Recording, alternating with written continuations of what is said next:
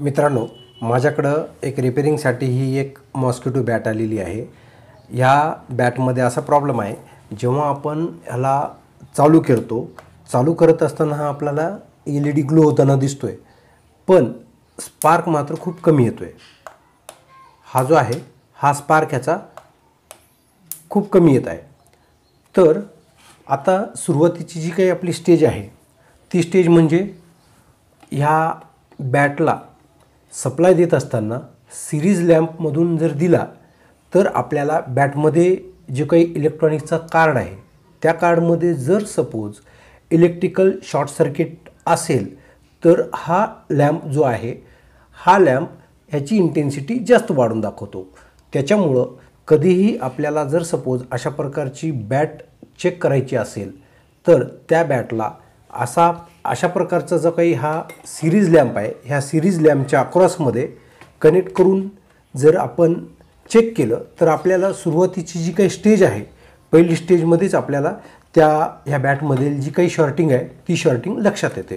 तर आता मी ह्या ठिकाणी हा जो लॅम्प आहे ह्या लॅम्पला मी इथे सप्लाय प्रोव्हाइड करतो, जेणेकरून सप्लाय दिल्यानंतर इथे आपल्याला शॉर्ट सर्किट आपल्याला लगेच लक्षात येऊन जाईल। आता मी लॅम्प टेस्ट करतोय। लॅम्प टेस्ट करत असताना हा लॅम्प लागलेला आहे आपल्यापुढं दिसतोय। तर हाच सप्लाय मी आता या बॅटच्या क्रॉस देतो। बॅटच्या क्रॉस दिल्यानंतर जर इंटेन्सिटी हायेस्ट इंटेन्सिटी असेल तर बॅटमध्ये शॉर्ट सर्किट झालेला आहे असं आपल्याला लक्षात येतं।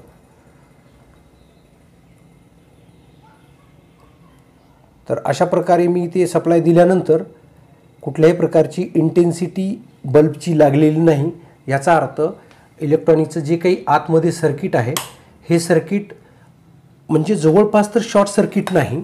आता शॉर्ट सर्किट नाही ही आपल्याला पहिली स्टेज आपल्याला लक्षात आलेली आहे। आता जे काही बाकीचं जे सर्किट आहे हे सर्किट त्या सर्किटमध्ये कुठल्या प्रकारचा कंपोनंट फॉल्ट झालेला आहे तो आपण ह्या ठिकाणी चेक करू। पण जनरली जेव्हा जर स्पार्क येत नसेल तर शेवटचा जो कॅपॅसिटर असतो, शेवटचा कॅपॅसिटर म्हणजे आउटपुटला जो AC कॅपॅसिटर लावलेला असतो तो AC कॅपॅसिटर फॉल्ट केसमध्ये असेल किंवा मग तो वीक झालेला असेल तर त्या केसमध्ये सुद्धा आपल्याला ह्या ठिकाणी स्पार्क मिळत नाही। तर आता मी हा जो पोर्शन आहे हा सर्वच्या सर्व पोर्शन मी इथे रिमूव्ह करून घेतो आणि त्याच्यानंतर वन बाय वन आपण जो काही फॉल्ट असेल तो फॉल्ट डिटेक्ट करू आणि त्यानंतर ह्या ठिकाणी जो काही स्पार्क आपल्याला डेव्हलप होत नव्हता तो डेव्हलप करण्याचा ह्या ठिकाणी प्रयत्न करू। जो काही कंपोनंट फॉल्ट असेल तो फॉल्टी कंपोनंट आपण रिमूव्ह करू, त्यानंतर मग त्या बदल्यामध्ये दुसरा कंपोनंट लावून इथे ह्या ठिकाणचा जो काही फॉल्ट आहे तो फॉल्ट आपण रिमूव्ह करूया आणि स्पार्क आणण्याचा प्रयत्न करू। इथे स्पार्क आला ह्याचा अर्थ काय होतो की जो काही ह्या ठिकाणी मॉस्किटो येईल, जो मच्छर येईल त्या ठिकाणी त्या मरण्याची दाट शक्यता असतो आणि आपलं जे काही टार्गेट आहे तो टार्गेट म्हणजे मच्छर ह्या बॅटनं मारलं पाहिजे। तर ते जे काही टार्गेट आहे ते टार्गेट आता आपण अचीव करण्याचा प्रयत्न करू। तर आता मी इथे हा जो पोर्शन आहे हा पोर्शन मी आता इथे रिमूव्ह करू। आपण इलेक्ट्रॉनिक्सचं किंवा इलेक्ट्रिकलचं काम करत असतो त्यावेळी आपल्याकडं प्रॉपर टूल्स असणं गरजेचं आहे। जर आपण प्रॉपरली आपल्याकडे जर सगळ्या प्रकारचे टूल्स असतील तर त्या टूल्सच्या आधारावर आपण आपले इलेक्ट्रिकलचं सर्किट किंवा इलेक्ट्रॉनिक्सचं सर्किट आपण घरच्या घरी दुरुस्त करू शकतो। तर आता मी ह्या ठिकाणी हा पोर्शन आता मी जवळपास हा जो आउटसाईडचा पोर्शन आहे हा पोर्शन मी आता रिमूव्ह केलेला आहे। तर मग सुरुवातीची जी काही स्टेज आहे सुरुवातीला म्हणजे आता पूर्णच्या पूर्ण सर्किट ह्या ठिकाणी रिमूव्ह न करता आता इथे जो काही बॅटरीचा व्होल्टेज आहे हा बॅटरीचा व्होल्टेज मी इथे चेक करतो, जेणेकरून आपली जी पहिली स्टेज आहे पहिली स्टेज आपली ह्या ठिकाणी क्लिअर होईल। तर शॉर्ट सर्किट तर ह्या सर्किटमध्ये आपल्याला आढळलेलं नाही। तर सुरुवातीला मी इथे बॅटरीचा व्होल्टेज चेक करतोय, त्या अगोदर मल्टीमीटरची जी सेटिंग आहे हा मल्टीमीटर आपण ह्या ठिकाणी DC व्होल्टेजवर लावलेला आहे। DC व्होल्टेजची सेटिंग ठेवून आपल्या पुढे हा आपण इथे पाहू शकतो, इथे मी व्होल्टेज चेक करतो आहे. व्होल्टेज जर आपल्याला प्रॉपरली मिळत असेल तर आपली बॅटरी ही ओके आहे. तर 4.4 व्होल्ट म्हणजे जवळपास एकदम ही बॅटरी ओके कंडिशनमध्ये आहे. या बॅटरीचा काही प्रॉब्लेम नाही. आता मी सुरुवातीलाच एक्सप्लेन केलं होतं, ज्यावेळी सपोज आपल्याला जर ह्या सर्किटच्या आउटपुटमध्ये जर स्पार्क डेव्हलप होत नसेल तर AC चा जो काही कॅपॅसिटर आहे तो कॅपॅसिटर सुरुवातीला आपल्याला चेक करून घ्यावा लागतो. तर मी आता बाकीचं सर्किट पाहण्या अगोदर हा जो शेवटचा जो आउटपुटचा जो कॅपॅसिटर आहे हा कॅपॅसिटर इथे मी चेक करतो आहे. तर हे सर्व करण्या अगोदर हा इलेक्ट्रॉनिकचा जो सर्किट आहे, इलेक्ट्रॉनिक सर्किट या बॅटची जी काही अरेंजमेंट आहे ह्या अरेंजमेंटमधून थोडासा मी बाहेर काढून घेतो आहे. मित्रांनो, मी सुरुवातीलाच एक्सप्लेन केलं होतं, जर सपोज आपल्याला आउटपुटला स्पार्क व्यवस्थित डेव्हलप होत नसेल तर आउटपुटचा जो कॅपॅसिटर आहे, आउटपुटचा कॅपॅसिटर म्हणजे आता ह्या सर्किटमध्ये हा जो कॅपॅसिटर आहे हा कॅपॅसिटर आउटपुटचा कॅपॅसिटर आहे, म्हणजेच हा AC कॅपॅसिटर आहे. आणि ह्याची जी व्हॅल्यू आहे 223J2 kV म्हणजेच 22.3 नॅनोफॅरड असा हा कॅपॅसिटर येतो. आता हा जो कॅपॅसिटर आहे हा कॅपॅसिटर मल्टीमीटरच्या सहाय्याने चेक करू. त्यानंतर जी काही व्हॅल्यू मल्टीमीटरमध्ये दिसते त्याच्यानंतर आपल्याला एक जज करता येते. जर सपोज ही व्हॅल्यू जर ओके असेल म्हणजेच 22.3 नॅनोफॅरड जर असेल तर हा कॅपॅसिटर ओके आहे. तर सुरुवातीला जनरली आपल्याला मला डाऊट येतो की हा कॅपॅसिटर वीक झालेला आहे.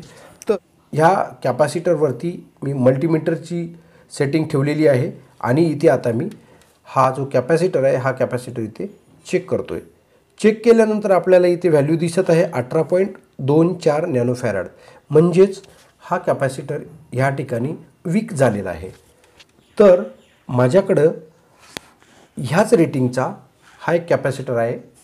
या कॅपॅसिटरची जी व्हॅल्यू आहे 223J2 kV म्हणजेच सेम रेटिंगचा हा कॅपॅसिटर मी इथे आपल्यापुढे याची जी काही व्हॅल्यू आहे ही व्हॅल्यू आपल्यापुढे चेक करतो आहे.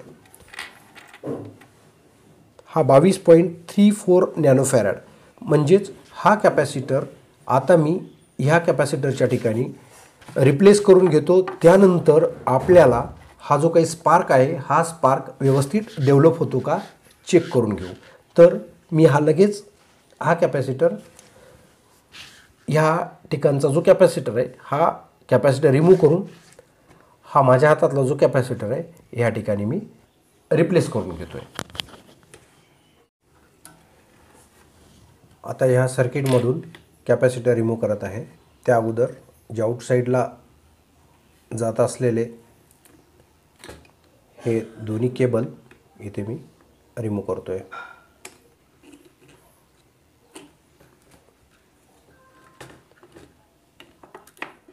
या ठिकाणी इथे मी आता हा जो आउटपुटचा जो कॅपॅसिटर आहे हा कॅपॅसिटर इथे सोल्डरचा उपयोग करून काढून घेत आहे.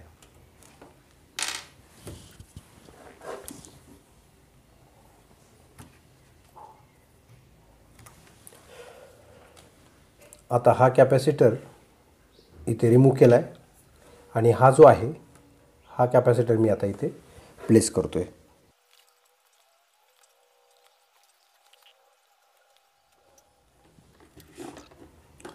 हा जो कॅपॅसिटर आहे हा कॅपॅसिटर इथे सोल्डर करून घेतलेला आहे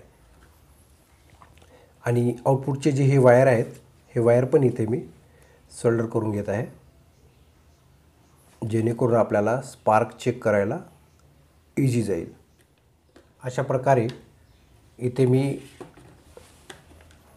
ही शेवटची जी नेट आहे ही नेट इथे कनेक्ट केलेली आहे आणि ह्या कॅपॅसिटर इथे रिप्लेस करून घेतला आहे. तर आता इथे स्पार्क चेक करून पाहूया. आता कॅपॅसिटर रिप्लेस केल्यानंतर आता व्यवस्थितरित्या इथे मी कॅपॅसिटर रिप्लेस करून घेतला आहे. आता इथे स्पार्क चेक करूया, स्पार्क डेव्हलप होतो का तो पाहूया. हा स्विच ऑन करून घेतला आहे आणि हा जो स्विच आहे हा प्रेस करून मी ते स्पार्क डेव्हलप होतो का तो चेक करत आहे.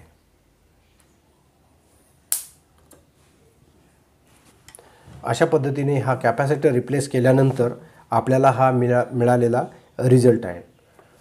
तर पहिल्या क्षणी जर आपल्याला स्पार्क डेव्हलप होत नसेल तर ह्या कॅपॅसिटरवर अटॅक करणं गरजेचं आहे आणि हा कॅपॅसिटर रिप्लेस करून त्यानंतर आपल्याला ह्या बॅटमध्ये जो काही आउटपुटला स्पार्क डेव्हलप होतो का ते पाहायचं आहे.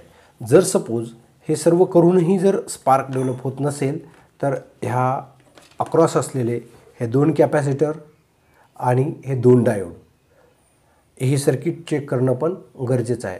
कारण काय होतं, ह्या ठिकाणी जो काही व्होल्टेज डेव्हलप होणार आहे ह्या ठिकाणचा व्होल्टेज ह्या सर्किटद्वारे डबल करून इथे आपल्याला आउटपुटला जवळपास 1 kVच्या पेक्षाही जास्त व्होल्टेज ह्या ठिकाणी डेव्हलप करतो. हे सर्वच्या सर्व सर्किट आता ह्या ठिकाणी बिल्ड केल्यानंतर आता ह्या ठिकाणी स्पार्क मी चेक करतो आहे. इथे आता मी हा स्विच ऑन केल्यानंतर हे अशा प्रकारचा स्पार्क ह्या ठिकाणी आपल्याला मिळतो आहे. तर ह्या बॅटमध्ये फक्त आपण एक कॅपॅसिटर रिप्लेस केलेला आहे. कॅपॅसिटर रिप्लेस केल्यानंतर आपल्याला ह्या पद्धतीचा रिझल्ट मिळालेला आहे. मित्रांनो, माझा हा व्हिडिओ आपल्याला आवडल्यास नक्की आपल्या मित्रांमध्ये शेअर करा, माझ्या चॅनलला सबस्क्राईब करा आणि लाईक करायला विसरू नका. धन्यवाद.